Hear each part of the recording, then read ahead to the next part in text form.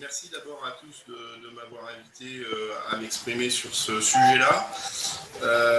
C'est un sujet extrêmement grave, extrêmement sérieux. La peine de mort est une pratique d'un autre temps. Et pourtant, selon les Nations Unies, selon Human Rights Watch, selon la Ligue internationale des droits de l'homme ou encore Amnesty International, l'Iran reste le second pays du monde en termes de nombre d'exécutions de prisonniers condamnés à mort et le premier par rapport au nombre d'habitants. En 2018, ils étaient encore plusieurs centaines.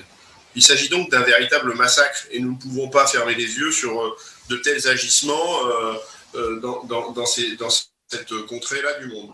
Le 12 septembre 2020, il n'y a même pas un mois, le lutteur Navid Afkari a été exécuté malgré tous les appels à la clémence, exécuté en cachette, sans que ses avocats soient prévenus, sans même que sa famille soit prévenue, sans même que lui-même soit prévenu de son exécution.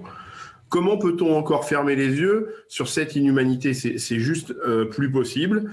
Et donc, il faut que cette répression contre les manifestations pour la démocratie fin 2019, qui d'ailleurs a été réprimée sauvagement, soit entendue. Il faut que des dizaines de manifestants qui ont été arrêtés et emprisonnés puissent être libérés, ou que des situations n'arrivent plus là-bas comme ça, que des centaines de familles qui sont sans nouvelles de leurs proches puissent à nouveau avoir des nouvelles de leurs proches, si tant est que le pire ne leur soit pas arrivé.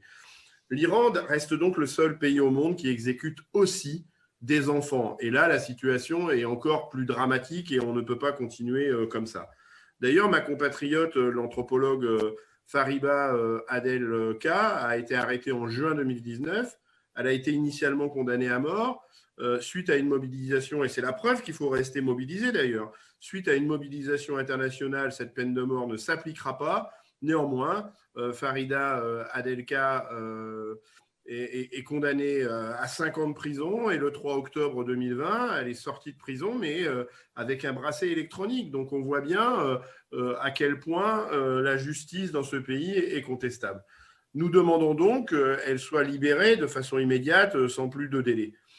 Depuis que je siège au Parlement européen, j'ai pu constater que nous avons déjà voté à 2 reprises des résolutions qui condamnaient fermement les innombrables violations des droits de l'homme en Iran.